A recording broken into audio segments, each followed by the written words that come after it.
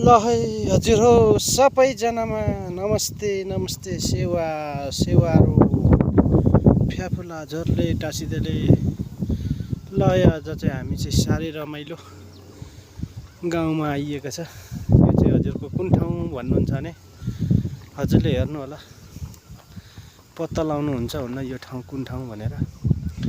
कसले चिन्नुहुन्छ म अहिले भन्दिनँ हजुरलाई, यो भिडियो चाहिँ हेरेर हजुरले भन्नु होला यस्तो रमाइलो ठाउँ छ।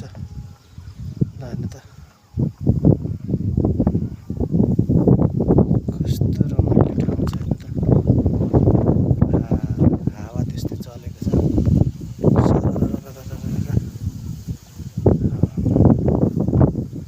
हावाले लान्छ जस्तो छ।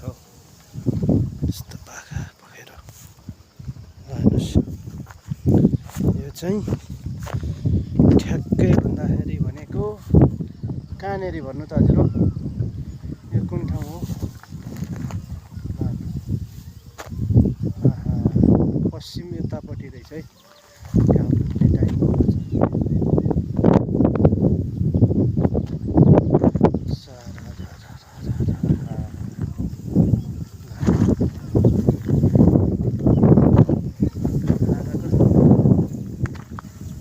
अक्सिजन मिठो छ, फ्रेस छ, एकदमै फ्रेस छ। मेरो टोपी नै यस्तो लाग्छ हुँदैछ। यो डाँडा हेर्नुहोस्,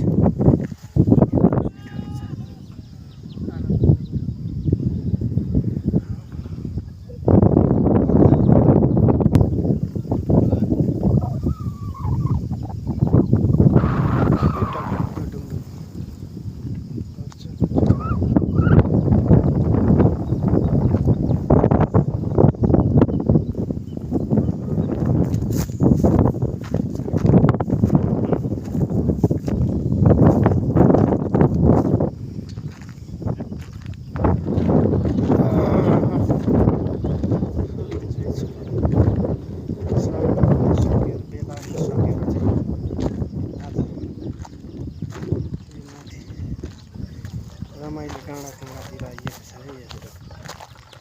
यो चाहिँ कुन ठाउँ भन्नुहुन्छ भने चाहिँ हजुरहरूलाई मैले अहिले भनिनँ। ठ्याक्कै तपाईँको यो डाँडामा चढेपछि पुग्छ होइन, यो डाँडामा चढेपछि पुग्छ। हेर्दै जानुहोस् हो, यो डाँडामाबाट चाहिँ भन्नु पर्यो हजुरलाई, यतातिर यो डाँडातिर चाहिँ तपाईँको पल्लोपट्टि निकै पल्लोपट्टि भेटार उता पर्छ। यता भन्नुहुन्छ भने यो चाहिँ फेरि धारापानी भन्ने ठाउँ हो। यता महाभारत यतातिर चाहिँ तपाईँको चाँदी बजार सिधै पर।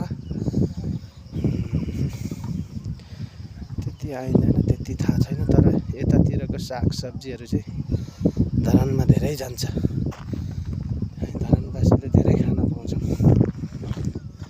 रमाइलो छ हेर्नुहोस्, यता धेरै डाँडा काँडाहरू देखिन्छ।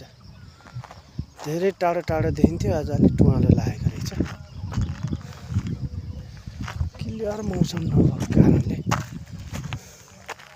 एकदम हाम्रो प्रकृतिको चाहिँ धनी देश भन्नुपर्छ।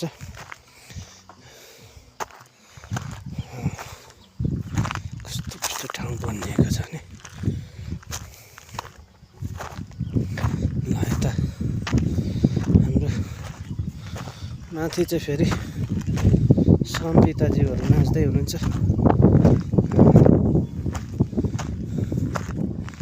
कस्तो रमाइलो ठाउँ छ है हजुर हो।